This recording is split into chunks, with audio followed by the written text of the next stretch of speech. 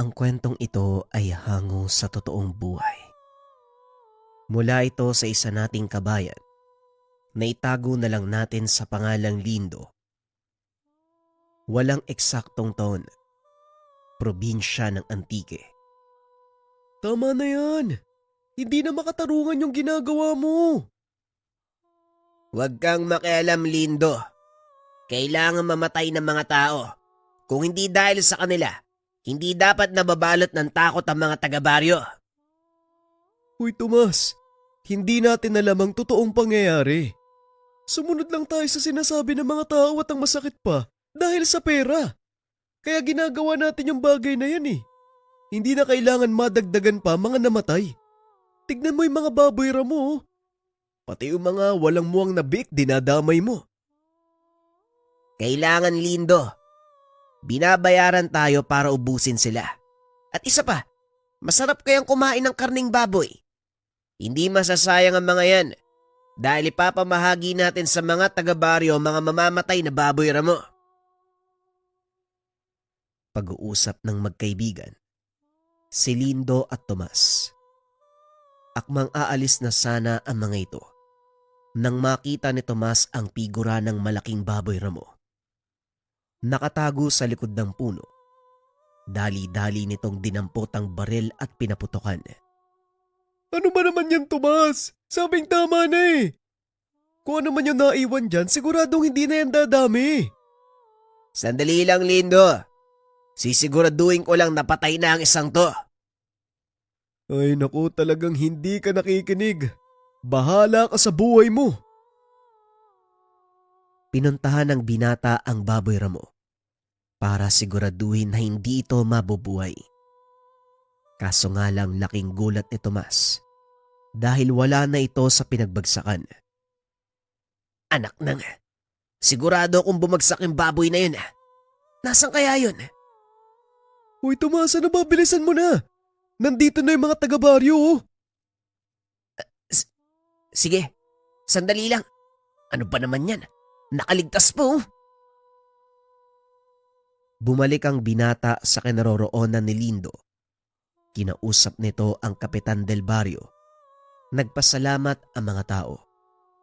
Dahil sa wakas, natapos na din ang kanilang paghihirap sa mga pesteng baboy ramo. Ito ang naninira sa mga pananim. Maraming salamat sa inyong serbisyo. Kunin nyo na lang sa bahay ang bayad ha. Wika ni Kapitan Goryo.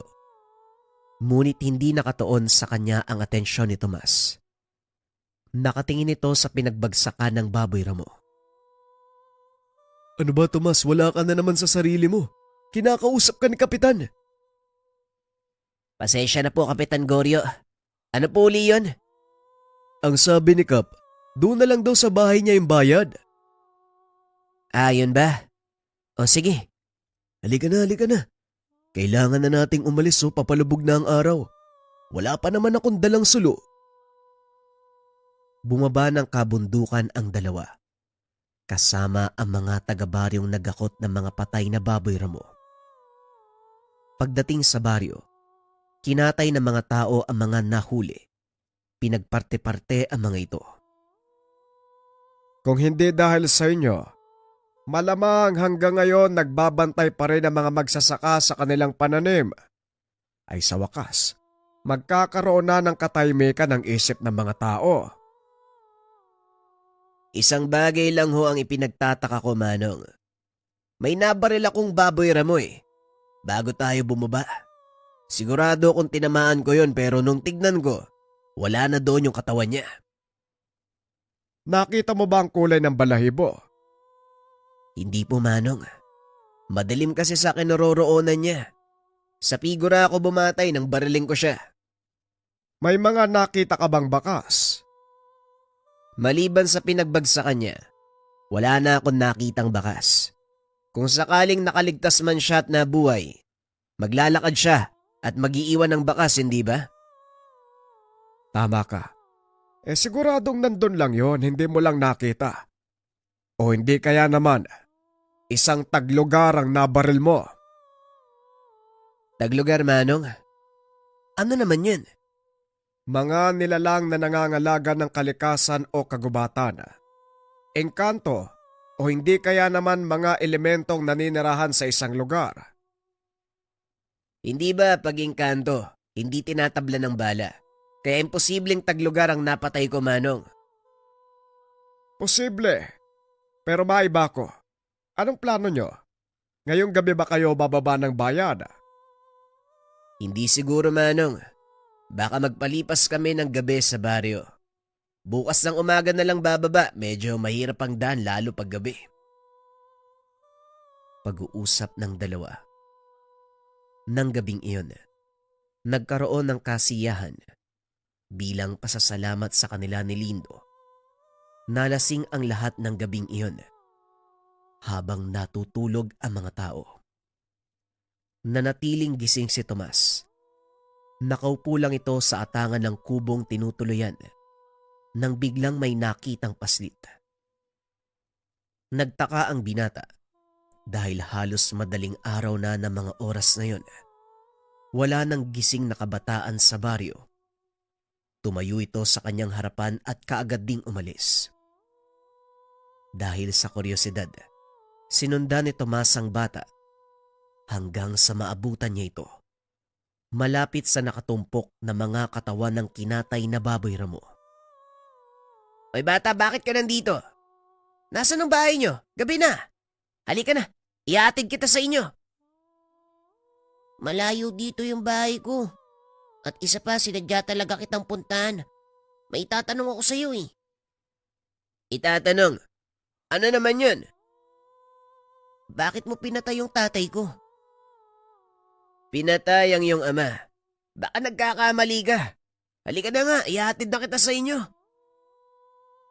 Nagmamasid ang aking ama sa ginawa niyong pagpatay sa mga alaga naming baboy ramo. Wala naman siyang ginagawang masama ah. Bakit mo siya binaril? Bagyang nakaramdam ng kilabot si Tomas dahil naalala nito ang baboy ramo na binaril. Hindi ko alam ang sinasabi mo. Dahil wala akong pinapatay na tao. Ituro mo na sa akin ang bahay mo nang maihatid na kita. Nanlaki ang mga mata ni Tomas nang marinig ang hikbi ng paslit. Dali-dali niya itong nilapitan upang patahanin. Ngunit nang hawakan niya ito sa balikat, nag-angat ng tingin ng bata. Napatras si Tomas. Kakaiba ang itsura ng batang iyon. Kulay asul ang mga mata at sobrang puti ng balat. Buhay ang kinuha mo. Buhay din ang iyong ibabalik. Wika ng paslit sabay takbo palayo. Biglang nakaramdam ng matinding antok si Tomas. Hindi nito napigilang makatulog. Kinabukasan nagising na lang na nakahandusay sa lupa. Dahan-dahang bumangon ang binata at napagtanto na nasa loob siya ng kagubatan. Akmang tatayo na sana nang biglang marinig ang boses ng paslit na tila tinatawag siya sa kalagitnaan ng gubat. Naalala ni Tomas ang nangyari kagabi bago siya mawala ng malay. Dali-dali itong tumayo at sinundan ang pinanggagalingan ng boses hanggang sa marating niya ang isang malaking puno. Nakita nito ang isang matandang lalaki na nakasuot ng mahabang itim na damit. Buwaghagang buhok, may hawak na tungkod. Siguradong alam mo ang dahilan kung bakit ka nandito ah. Pasensya na po pero hindi. Kayo ho, ano ginagawa niyo dito? Dito ako nakatira. Alam mo ba kung gaano kalaking kasalanan ang ginawa mo?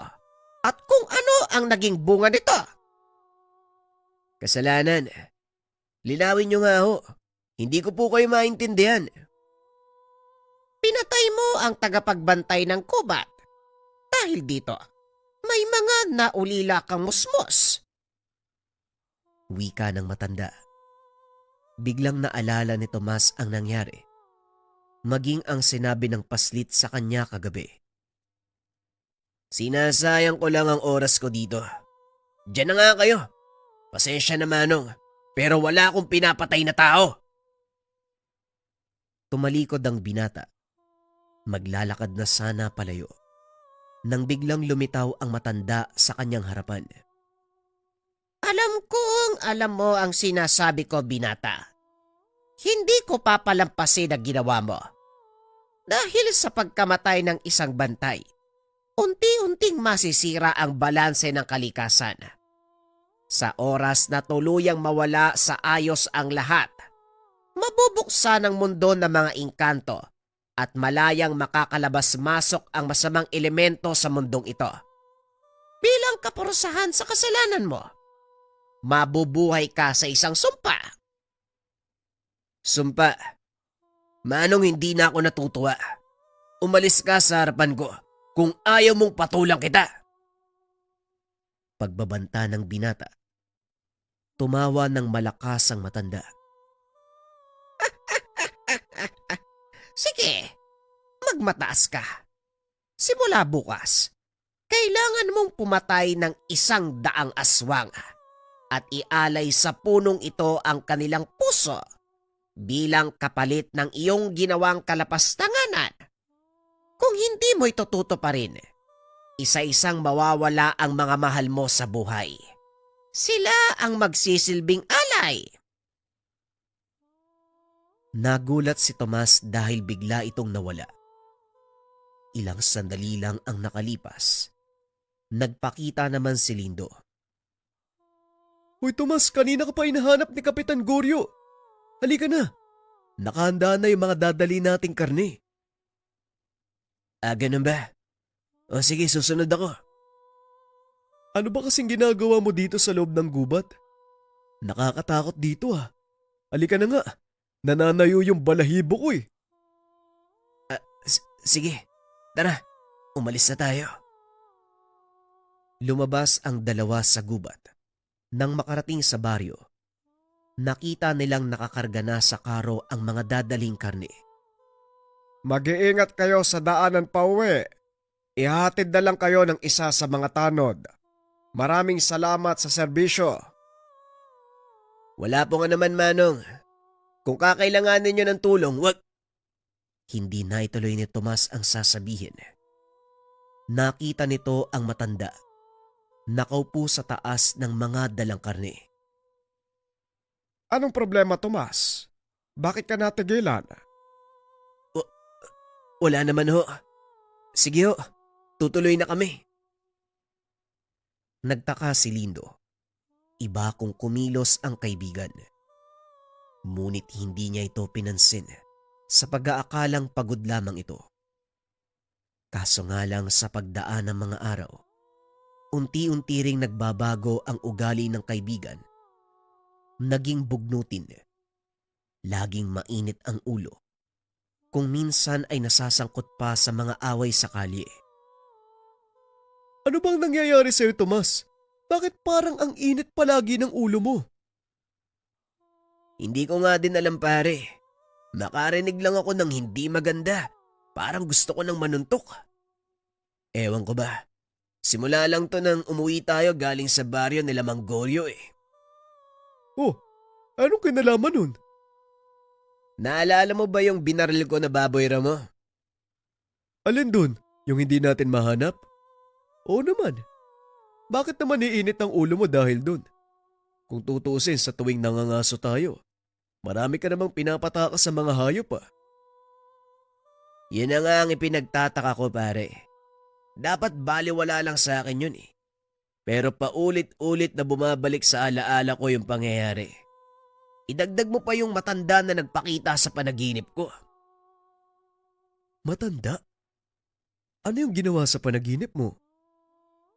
May sinabi siya, pare. Na kapag hindi ko daw nagawa ang gusto niya, hindi ako mamamatay. Ha?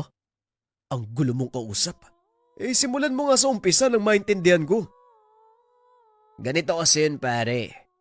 Nung gabi bago tayo bumaba ng bayan habang natutulog kayo, may narinig ako boses na tumatawag sa akin.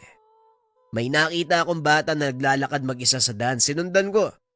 Hanggang sa makarating ako dun sa malaking puno kung saan mo ko nakita kinabukasan. Doon nakita ko naman yung isang matanda, ang sabi niya sa akin, napatay ko daw yung tagapagbantay sa lugar eh. Bilang kabayaran, kailangan kong pumatay ng 100 aswang at ialay sa kanila mga puso nun. Tumawa ng malakas si Lindo. Hinampas ang balikat ni Tomas dahil hindi ito makapaniwala sa pinapaliwanag ng kaibigan. Ay nako! Ano ba naman yan pare? Tumitira ka ba ng damo? Pasensya ka na ha. Ang taas ng lipad mo. Yan ang sinasabi ko eh. Pagtatawanan mo lang ako kapag sinabi kong totoong nangyayari. Seryoso ko. Yun talaga ang napaginipan ko. Sandali nga. Napatay mo yung tagapagbantay ng gubat, ibig sabihin, nakapatay ka ng taglugar.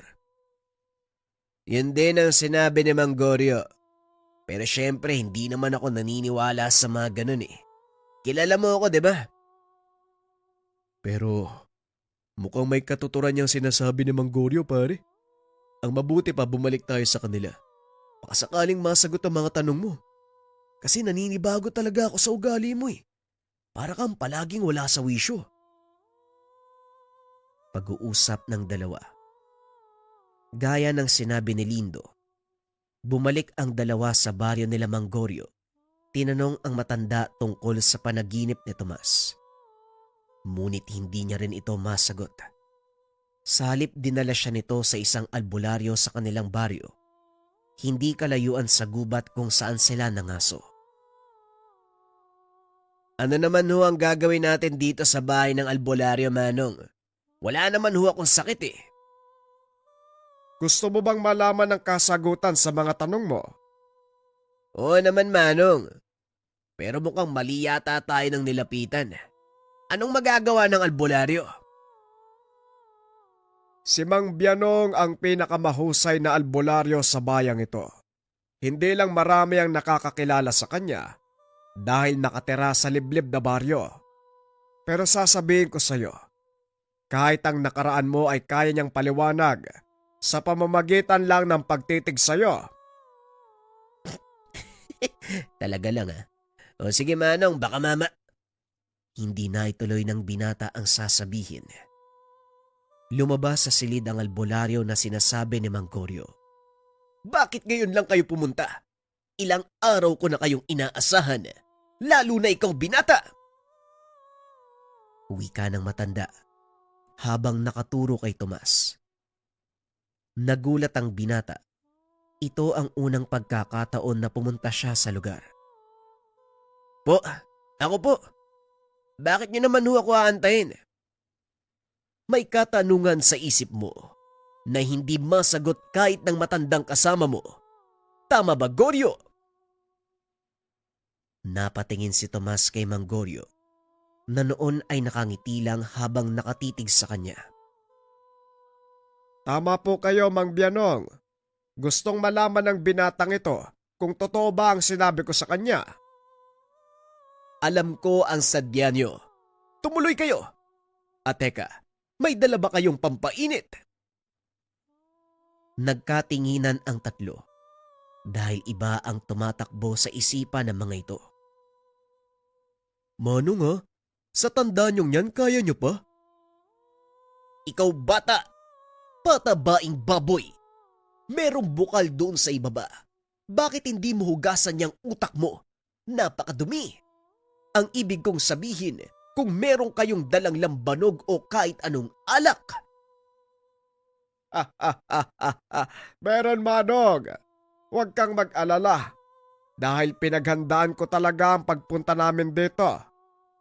Eto, Manong, bagong hango lang yan ha. Kaya medyo manamis-namis at mainit pa.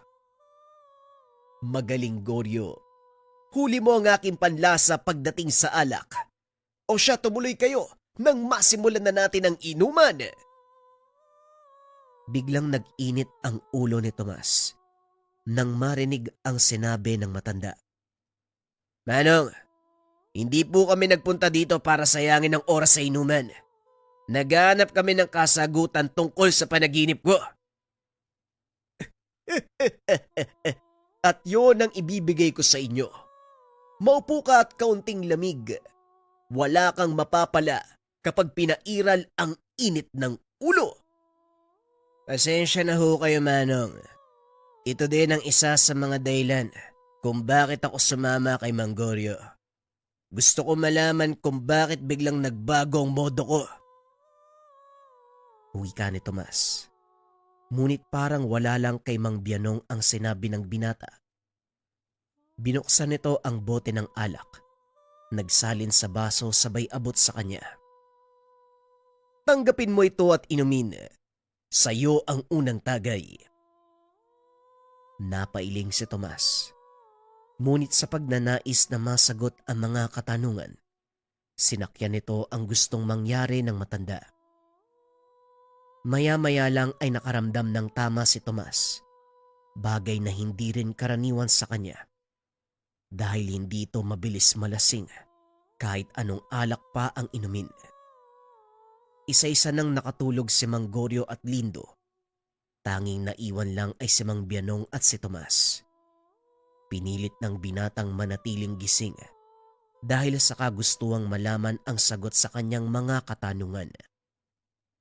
Maya-maya pa, naging seryoso ang mukha ni Mang Bianong.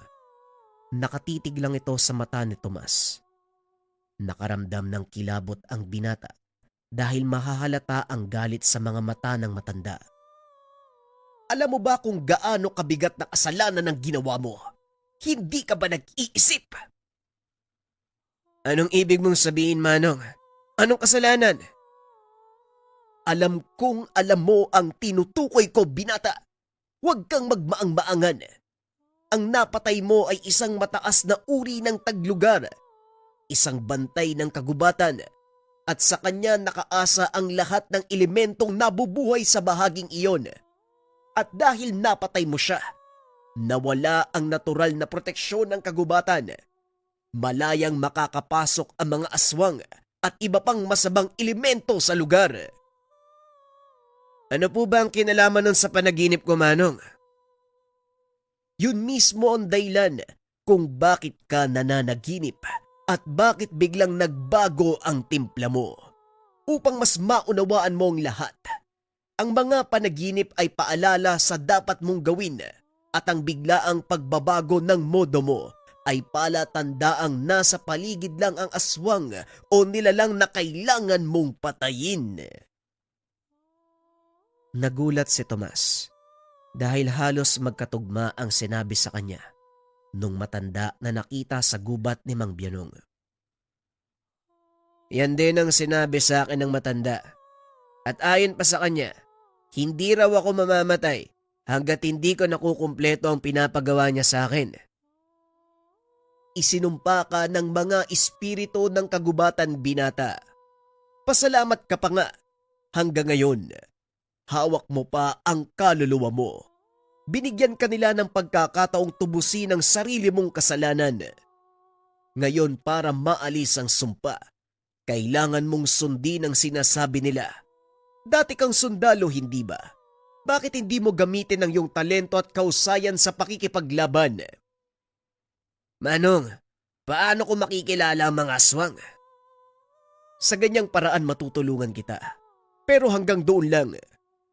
Ayokong makialam dahil ang mga taglugar din ang tumutulong sa akin kapag ako'y nanggagamot. Sandali lang, may kukunin ako.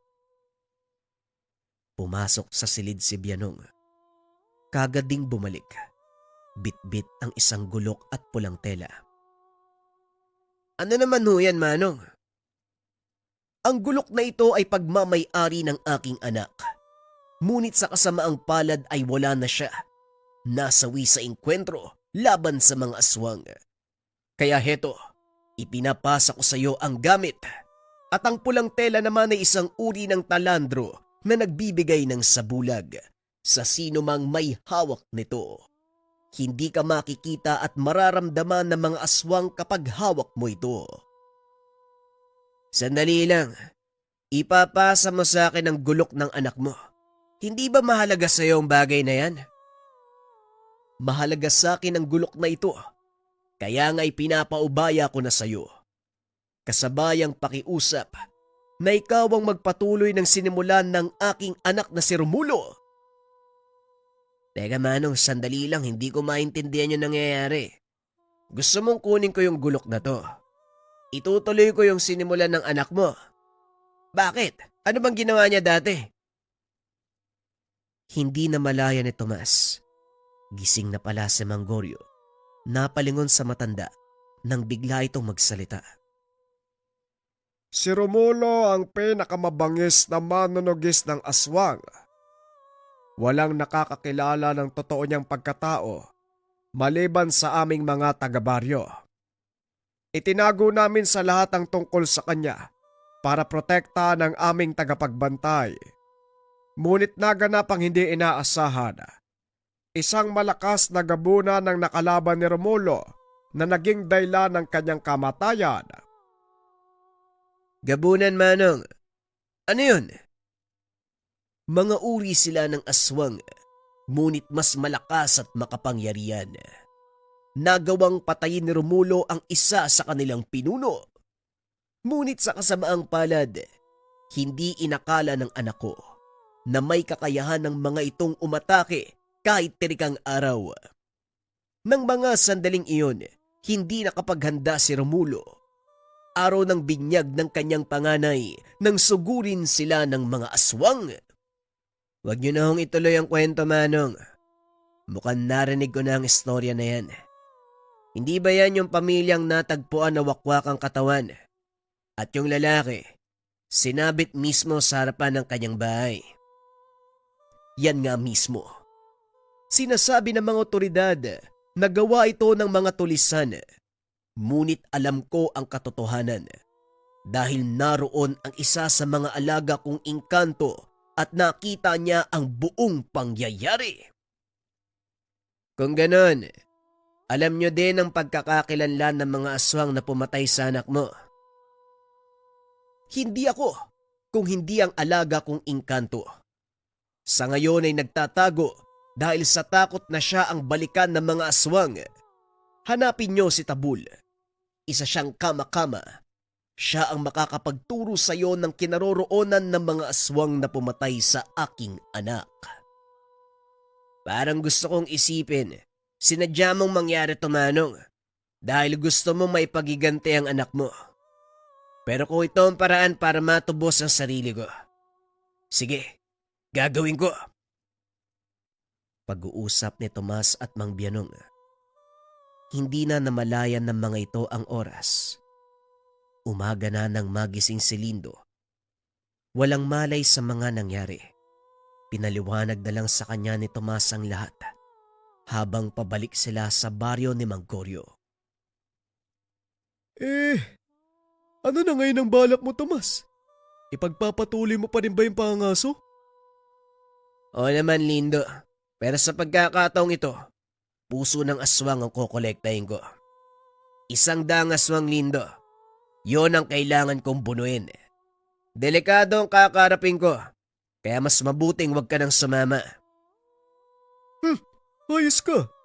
Kung kailan magkakaroon ng kasiyahan, saka mo ko iiwan. Ano naman ngayon kung delikado? Hindi ba? Mas nakakamatay pa nga yung mga bomba, saka yung bala ng mga terorista noon eh. Hindi kita iiwan, Tomas, alam mo yan. Magkasama tayong nabuhay sa panganib. Magkasama din tayong mamamatay. Sigurado ka, ha? Tandaan mo, hindi kita pinilit. Kusang loob kang sumama sa akin. Kaya wag mo kong sisisihin kung gawin kang hapunan ng mga aswang. Parang hindi mo naman ako kilala pagdating sa ganyang bagay.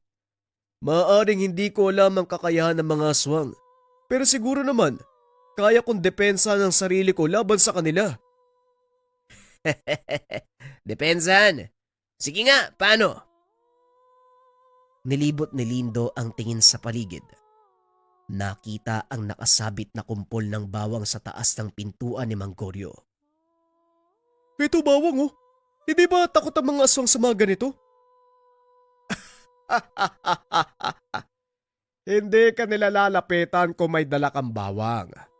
Dahil napakasakit ng amoy nito para sa kanilang mga ilong. Pero hindi nangangahulugan na natatakot sila diyan. Eto Lindo, pinapabot ni Mang Bianong, suotin mo. Wag na wag mong iwawaglit. Pangil yan ng buhaya. Yan ang siguradong kinakatakutan ng mga aswang. Pangil ng buhaya. Bakit Manong, ano bang meron dito? Kinakatakutan ng mga aswang? Ang sabi ni Mang Bianong, may taglay na kapangyarihan ng pangil ng buhaya na kinakatakutan ng mga aswang. Sa oras na makita nila ito, nawawala ang kanilang kakayahan. Hindi ko alam kung totoo, pero wala ring masama kung susubukan mo. Ano ba naman yan? Hindi pa pala sigurado pero sige Manong. Salamat po. Maaaring handa na kayo, pero isang bagay lang Tomas. Alam mo na ba ang kinaroroonan ng mga hinahanap nyo? Nako, yan pa ang isa sa mga problema ko. Pero ang sabi ni Mang Bianong, hanapin ko daw yung inkantong nagngangalang... Sino nga ba yun? Tabul? Tambul? Ano yun? Tambo. Huwag mo nang ituloy. Parang ang baho ng lalabas sa bibig mo eh. Saan mo daw mahanap ang engkanto na yun? Basta, sa gubat lang din daw siya naglalagi. Nagtatago sa karamihan dahil sa takot na balikan siya ng mga aswang. Pairapan pa yung paghanap sa litsugas na yun. Pero wala tayong magagawa. Kailangan natin siyang makita. Kung ganun, kailangan nating sayurin ang gubat. Malamang. Yan tayo eh. Alangan naman sa syudad natin hanapin yung engkanto. Ang tanong paano? May alam ako, pero tsorya lang din. Wala naman sigurong mawawala kapag sinubukan. Magdala kayo ng matatamis na pagkain gaya ng kakanin at mga minatamis na prutas. Mahilig sa ganoon ang mga engkanto. Siguradong lalabas ang hinahanap nyo. Kung ganun, tuturuan nyo kaming magluto ng kakanin at saka minatamis na prutas, Manong. Hindi na kailangan. May kakanin akong dala oh, at ilang garapon ng minatamis na langka. Walang ya. Takot na takot magutom, Lindo ah. Pero mabuti din yan. Handa ka palagi. O siya, magpahinga na muna tayo. Mamayang hapon, sisimulan na natin ang misyon. Pag-uusap ng tatlo. Pagsapit ng hapon, inihanda ni Tomas ang mga dadalhin. Matapos ay pumasok na ang mga ito sa gitna ng gubat. Alam mo ba kung saan sila naglalagi? Oo, Lindo. May suspetsya ako. Doon lang din nagtatago yung kama-kama na sinasabi ni Mang Bianong. Kung ganun, puntahan na natin. Nandito na tayo eh. Nanlaki ang mga mata ni Lindo nang makita ang malaking puno ng balete. Ito din ang lugar kung saan niya nakita si Tomas. Ito din yung lugar kung saan kita nahanap ah. Sigurado ka bang nandito sila? Ang mabuti pa, itiko mo na lang ang bibig mo. Maghanap ka ng matataguan. Ako nang bahala sa paghahanda ng patibong natin. Dali-daling tumakbo si Lindo papunta sa likod ng mataas na damo. Naiwan naman si Tomas sa harapan ng puno habang inilalabas ang mga dalang kakanin. Inilapag ito ng binata sa lupa na sinapinan ng dahon ng saging at nang matapos ang paghahanda ay tumayo ito. Naglakad papunta sa likod ng malaking puno ng balete. Inilabas ng binata ang pulang tela na ibinigay ni Mang Bianong. Itinali ito sa kanyang bisig. Matyagang nag-antay. Sana lang gumana ang sinasabing sa bulag ng matanda sa mga kama-kama. Wika ng binata sa sarili. Unti-unting kumalma ang paligid. Muling nag-ingay ang mga insekto. Naglabasan ang mga alitaptap. Patunay lang na wala silang nararamdamang panganib sa paligid.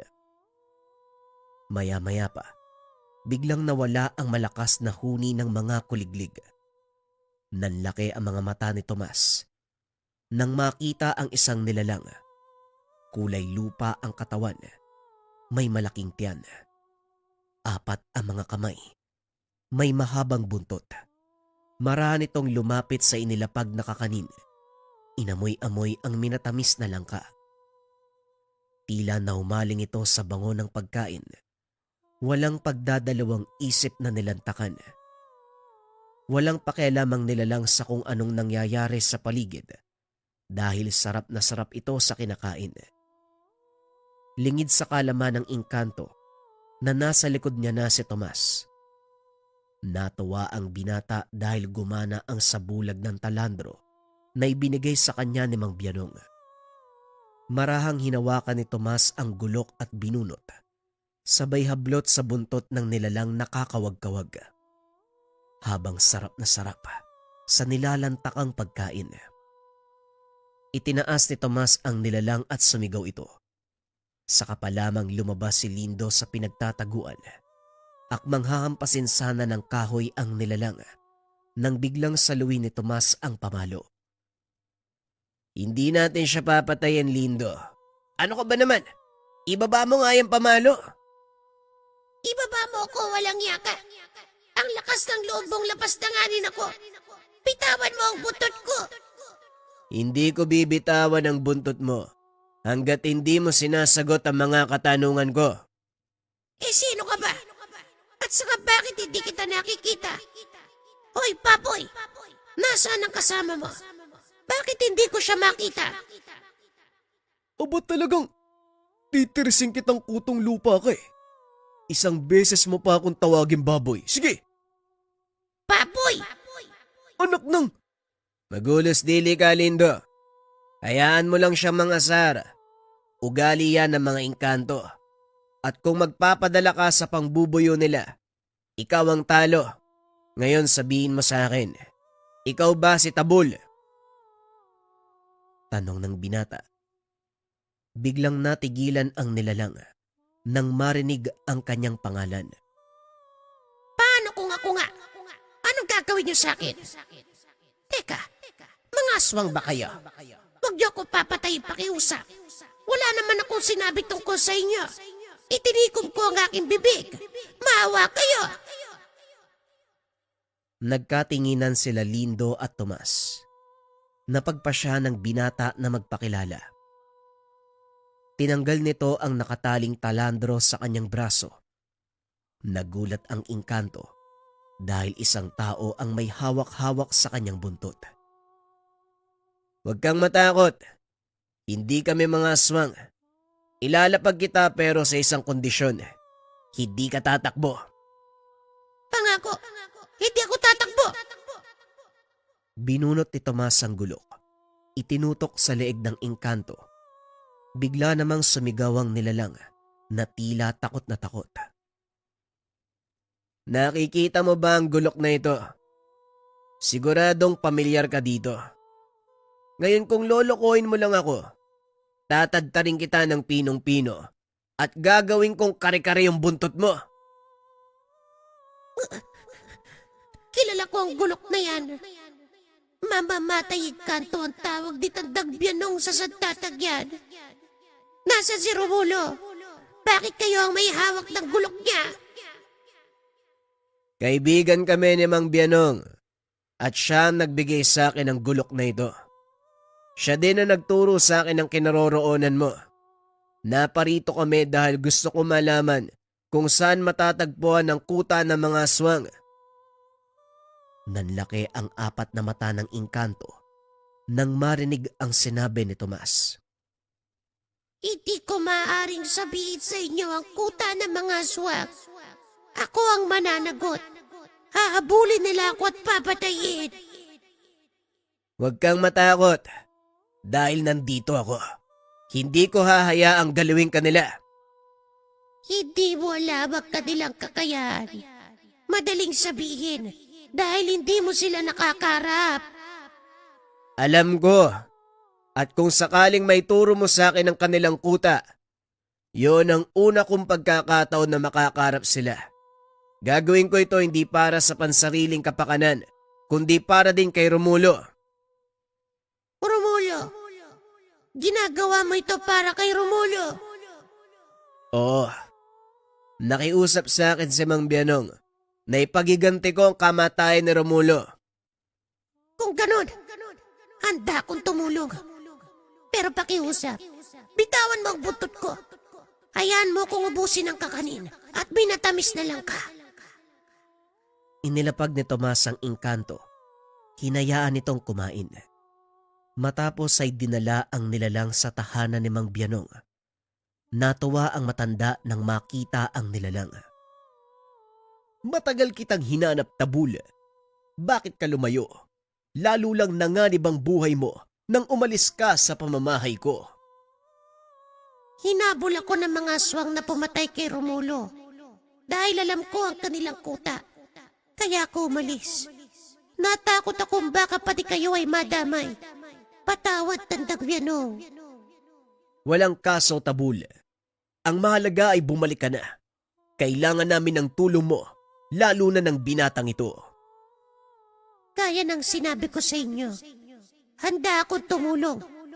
Ngunit isang babala. Malakas ang aswang na pumatay kay Romulo. Isa siyang gabunan. Higit na mas malakas kaysa sa kanyang pinuno na napatay ni Romulo. Nakakatakot ang aswang na yon. Kahit ang pinakamakapangyarihang engkanto, hindi gugustuhin makaharap ang ganong uri ng demonyo. Hindi ako natatakot sa kanya. Ang mahalaga, matubos ko ang aking sarili. Nang sa ganon makalaya ako sa sumpa. Narinig ko nga ang tungkol sa'yo, binata. Ikaw ang maangaso na pumatay sa bantay ng kagubatan. Isang malaking pagkakamali na pinagbabayaran ko at pinagsisisihan. Kaya ako gagawin ang misyon para kahit papano mawala sa konsensya ko ang kamatayan ng isang inosenteng nilalang. Kung ganon, hindi na natin papatagalin pa ang misyon. Gusto ko ring makalaya mula sa takot. Pagod na akong magtago. Ituro mo sa akin ang kuta ng mga aswang at sabay nating wawakasan ng kadiliman. Nahahati sa 5 paksyon ng mga kuta ng aswang. 5 magkakaibang lugar. Ituturo ko sa iyo isa-isa ang kanilang kinaroroonan.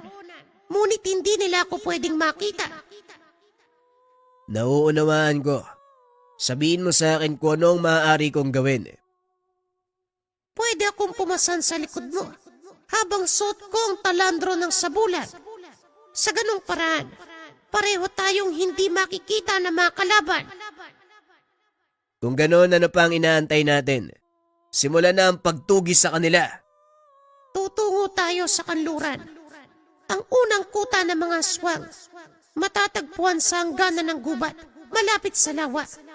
Sa gabi walang tao sa nayon, dahil nananalakay sila na mga karatig baryo o mga kabahayan upang maganap ng pagkain. Pwede natin silang salubungin bago nila iwanan ang kuta. O hindi kaya naman, hintayin natin silang dumating kinabukasan. Alin sa dalawa ang may mas kasiguraduhan? Antayin natin silang makabalik sa nayon. Ngunit may panganib pa ring nakamba. Hindi sila papayag na pumasok tayo sa kanilang tahanan.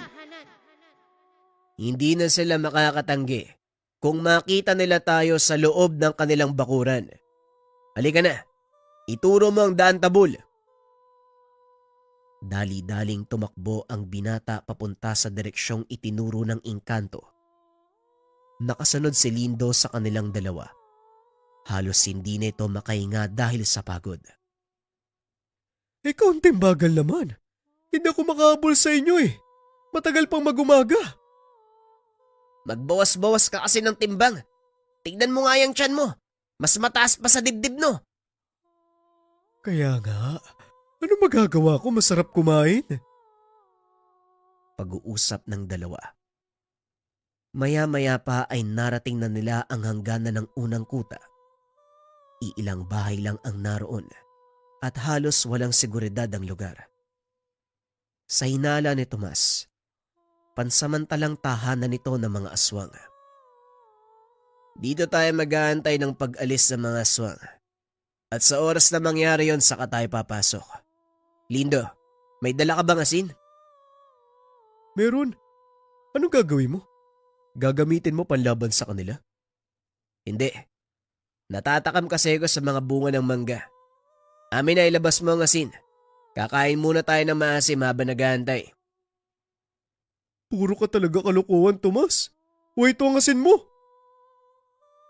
Pumitas ng ilang perasong mangga si Tomas at kinain habang nag-aantay sa paglabas sa mga aswang. Maya-maya ay isa-isang naglabasan ang mga ito. Kanya-kanyang direksyon, kanya-kanyang diskarte.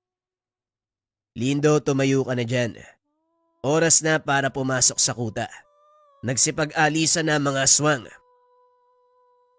Dahan-dahang naglakad ang dalawa papasok sa kuta, habang si Tabul nakapasan sa likod ni Tomas. Naupo ang mga ito sa atangan ng isang tahanan. Doon ay nag-antay ng pagbabalik ng mga aswang. Nakayuko si Tomas habang hawak ang gulok. Samantalang si Lindo naman, nakasandal sa haligi, napapapikit na sa antok. Maya-maya ay umalingaw-ngaw ang unang tilaok ng manok sa madaling araw. Tumayo si Tomas at ginising ang kaibigan. Nandito na sila. Maganda kayo. Itinali ni Tomas ang talandro sa kanyang braso.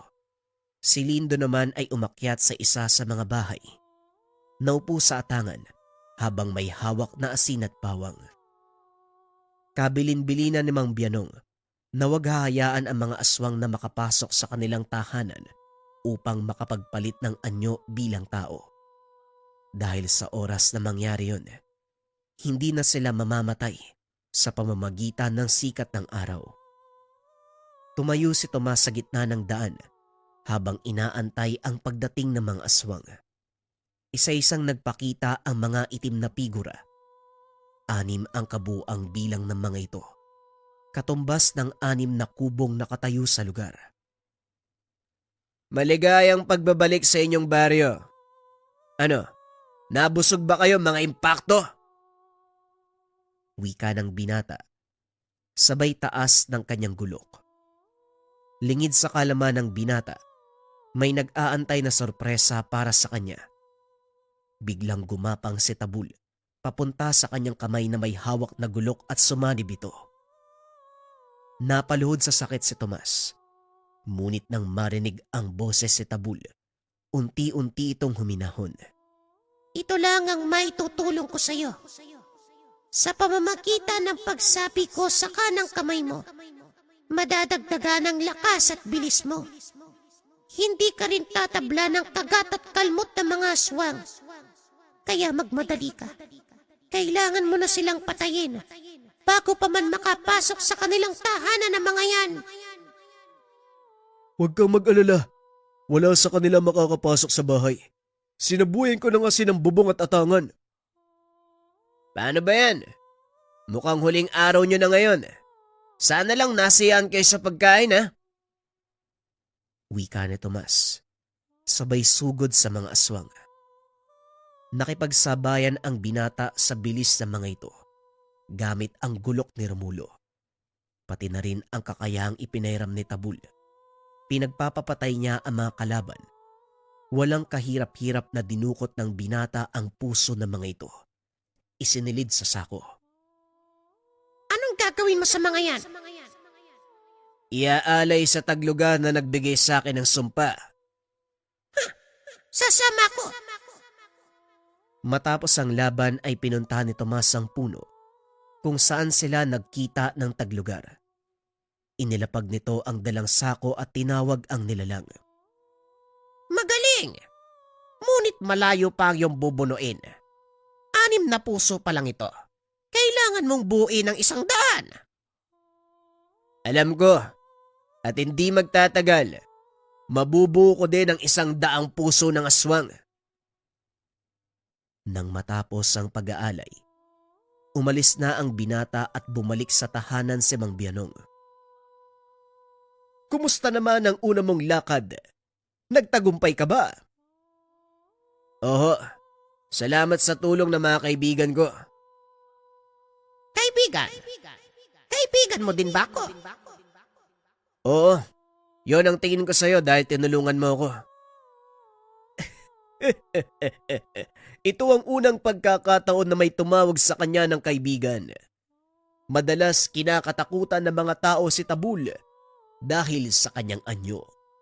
Pero sa ngayon, pinaramdam mo sa kanya na hindi ka kagaya ng iba. Wala namang dapat katakutan sa isang to. Sa totoo lang, natutuwa pa nga ako sa kanya, Manong eh. Hindi naman pala lahat ng engkanto masama. Yan ang katotohanan. Ngunit hindi ito nakikita ng mga tao. Ang tingin nila sa mga engkanto ay masama. Kahit pa tinutulungan sila ng mga ito nang hindi nila nalalaman.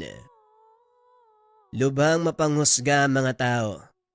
Hindi ko iniiwas ang sarili ko. Minsan na ako naging mapanghusga hanggang sa nakita ko ang katotohanan. Natutuwa ako at unti-unting namumulat ang iyong isipan. Sige na, alam kong nakakapagod ang ginawa niyo. Kailangan niyong magpahinga. Akmang tatawagin ni Tomas si Lindo. Ngunit nakita niya itong nakasalampak sa mahabang upuan at humihilik. Sa palagay ko, hindi mo na kailangan sabihin pa sa isang to na matulog, Manong. Sige po, magpapahinga na muna ako. Hanga din ako sa tapang ng kaibigan mo. Walang pangkaraniwang tao ang susuong sa ganitong panganib para lang sa kanyang kaibigan. Noon pa man ganyan na si Lindo. Kahit ng mga sundalo pa kami, ni minsan hindi niya ako iniwanan sa ere.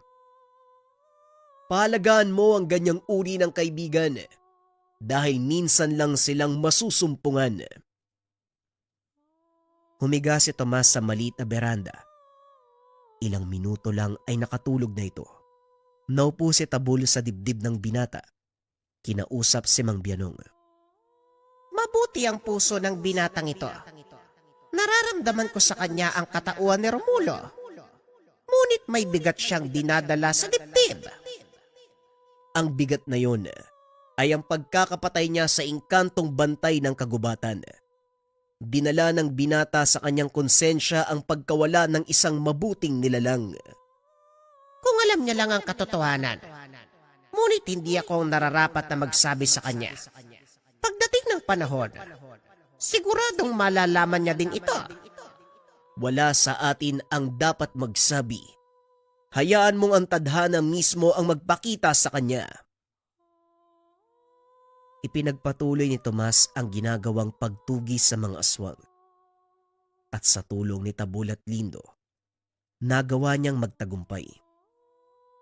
Pang-siyam na puso na tong hawak ko. Isa na lang, matatanggal na ang sumpa sa akin. Mahusay. Ngunit ang panghuli mong makakalaban, hindi kagaya ng mga nauna. Higit siyang mas malakas. Taglay ng aswang na yon ang pinagsamang lakas ng 10 aswang. Maging ang pinakamalakas sa engkanto ay natatakot sa kanya. Pasensya na pero hindi ako engkanto. Tao ako eh. Handang gawin ang lahat upang magtagumpay. Muling umalis ang binata. Matapos ialay ang pang-siyam na puso ng aswang. Habang naglalakad, nag-uusap sila ni Lindo. Konting panahon na lang, Tomas. Makakalaya ka na sa sumpa. Oo nga. Maraming salamat sa inyo ni Tabul. Hindi ko magagawa ang lahat ng ito kung hindi dahil sa tulong niyo. Wala yun. Sino pa ba magtutulungan kundi tayo-tayo lang din magkakaibigan? Mabuti ang puso mo. Kaya nagpa siya kung tumulong. At saka masarap ang binigay mong kakanin. Pagkatapos ng lahat ng ito, gusto kong matikman uli yon. Pati ang masarap na minatamis na langka. Pasensya na kung pinagbantaan ko ang buhay mo, kaibigan. Wala yon. Sanay na ako. Masaya lang ako. Nakatagpo ako ng taong kagaya ni Romulo. Habang nag-uusap ang mga ito, biglang natigilan sa paglalakad si Lindo. Tomas! Tulong! Bumulwak ang dugo sa bunganga ni Lindo. Nanlaki ang mga mata ni Tomas. Nang makita ang kamay ng isang nilalang, tumago sa dibdib ng kaibigan. Matagal ko nang gustong gawin ang bagay na ito. Bitawan mo ang kaibigan ko! Walang iya ka! Wala ka nang magagawa dahil kahit pakawalan ko ang kaibigan mo, mamamatay at mamamatay din ang taong ito. Inihagis ng lalaki ang katawan ni Lindo. Dali-dali itong sinapo ni Tomas. Lindo, pare, naririnig mo ba ako? Kumapit ka lang. Malapit na tayong matapos. Pasensya ka na pare. Hindi na kita masasamahan sa uling alay.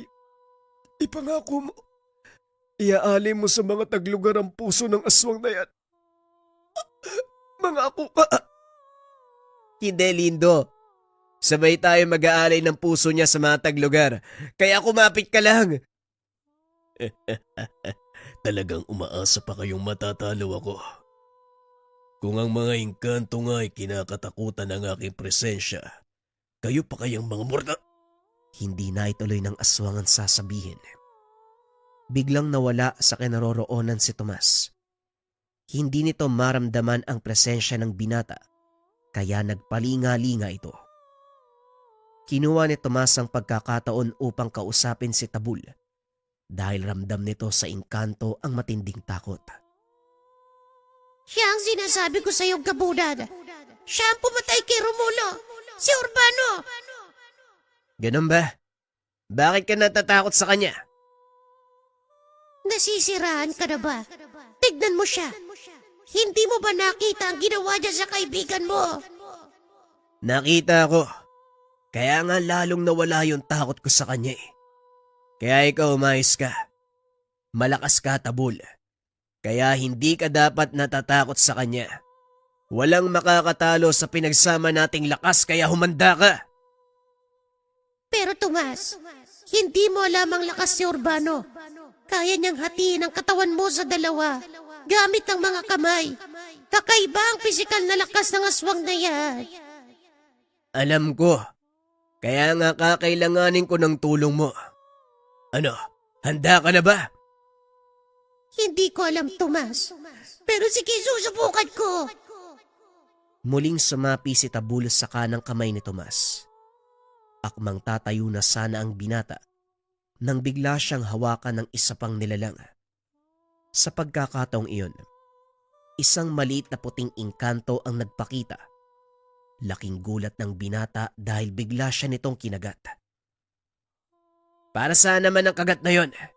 Kakampi ka ba ng aswang na yan? Biglang tumakbo ang engkanto palayo. Sinundan nito ng tingin ni Tomas. Nakita ang ilan pang taglugar. Maging ang matanda na nagbigay sa kanya ng sumpa. Umaasa kaming matatalo mo ang aswang na yan. Nang sa ganon, mawala ang takot na bumabalot sa aming lahat. Pasensya ka na kung nalin lang kita. Pero walang sumpa sa pagkatao mo. Garam! Lumabas ka! Isang malaking baboy ramo ang lumabas mula sa masukal na bahagi ng kagubatan. Lumapit ito kay Tomas. Nilingon ng binata ang kalaban. Patuloy pa ring naghahanap. Hindi ba ito ang engkantong nabaril ko? Siya si Garam. Tama ka. Engkantong baboy ramo. Tagapagbantay ng kagubatan. Ginamit kong dahilan ng pagbaril mo sa kanya upang magamit ang iyong kakayahan para talunin ang aswang na si Urbano. Sa muli, patawarin mo kami. Mga wala kayo sa hulog. Adik yata kayo eh. Pero maganda din ang ginawa mo. Napagtanto ko na mali ang pamamaraan ko. Ngayong namulat ako sa katotohanan, nakita ko ang kahalagahan yung mga engkanto. Teka, hindi ba ako nakikita ng kalaban? Hanggat hindi ka lumalabas sa dome ko, hindi ka niya makikita. Isang katanungan lang, yung tungkol sa kamatayan ko. Totoo ba yun? Oo, para masiguro kung tutuparin mo ang iyong misyon. Wais ka talagang engkanto ka.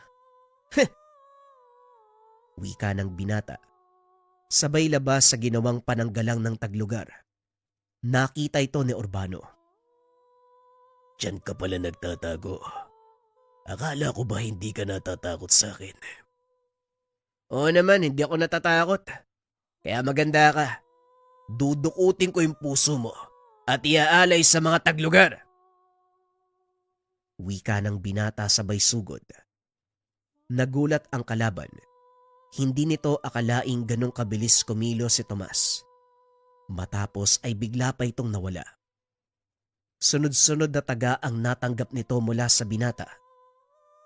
Magpakita ka. Harapin mo ko kung talagang malakas ka. Pasensya na. Pero hindi ako kasing lakas mo. Pero mas tuso ako kaysa sayo. Muling umatake ang binata. Pinagtataga ang katawan ni Urbano. Hindi na nito magawang makapagpalit ng anyo. Dahil wala ng pagkakataon. Dahil hindi na makakilos sa dami ng natamong sugat. Napaluhod na lang ito habang nakatitig kay Tomas. Walang iya ka. Saan mo nakuha ang lakas na yan? Paano mong nagamit ang kapangyarihan naming mga aswang na maglaho? Kung hindi mo pa rin alam, isinumpa ako ng mga taglugar at ginamit ko lang ang sumpang ito para pigilan at patayin ang mga kagaya mo. Banta ka sa kapayapaan ng mga nilalang dito. Nagkamali ka ng lahing binangga. Kung natatakot sa'yo mga engkanto, pues ibahin mo ko. Isang malakas sa suntok ang binigay ni Tomas. Dahilan para matanggal ang ilang ngipin ni Urbano. Matapos itinutok nito ang gulok sa leeg ng kalaban. Kung may Panginoon kang kinikilala, oras na para magdasal ka. Wala akong kinikilalang Diyos dahil sarili ko ang sinasamba ko. Kung ganon, magdasal ka na sa sarili mo. Tinaga ni Tomas ang kanang kamay ng kalaban. Ito, para sa mga taong pinahirapan nyo. Napasigaw si Urbano. Pilit na kinikilos ang katawan. Kaso nga lang hindi niya magawa. Dahil puro litid ang pinatamaan ng binata. Tinaga ni Tomas ang kaliwang braso ni Urbano. Muling nagsalita. Eto naman, para kay Romulo. Tandaan mo ang kalapastanganan na ito dahil hindi kita titigilan. Sa pagkakataong iyon, ginilit ni Tomas ang leeg nito. Itinarak ang itak sa dibdib ni Urbano kung saan matatagpuan ang puso. Yan naman, para kay Lindo! Wika ni Tomas sabay dukot ng puso nito. Bumagsak ang katawan ng kalaban at tuluyang naging abo. Nagpakita ang matandang taglugar. Itinaas si Tomas ang kamay niya na may hawak sa puso ng aswang. Mahusay, Tomas. Ngayon ipagkaloob mo sa akin ang puso at ibabalik ko ang kalayaan mo. Alam mo, tanda, nagbanta din ang gabunang may-ari nito na hindi siya titigil eh. Kaya pasensya na, pangahawakan ko na muna ang pusong ito. Ipapangako ko na hindi ako mamamatay hanggat hindi ko sila nauubos. Hangal ka nga talaga. Bahala ka. Ikaw mismo ang nagdesisyon tungkol sa bagay na yan. Pinanindigan ng binata ang kanyang pangako. Ginamit ang sumpa para pigilan ang mga aswang. Malungkot si Tomas dahil nawala ang matalik na kaibigan. Ngunit ginamit ito ng binata bilang inspirasyon upang ipagpatuloy ang nasimulan. Binigyan man ng sumpa ng taglugar. Wala nang pakialam si Tomas. Ang mahalaga para sa kanya, hindi mawala ang pagsasakripisyo ni Lindo upang madala siya sa isang magandang buhay. Gamitin ang sarili upang protektahan ang lahat ng nilalang laban sa mga aswang.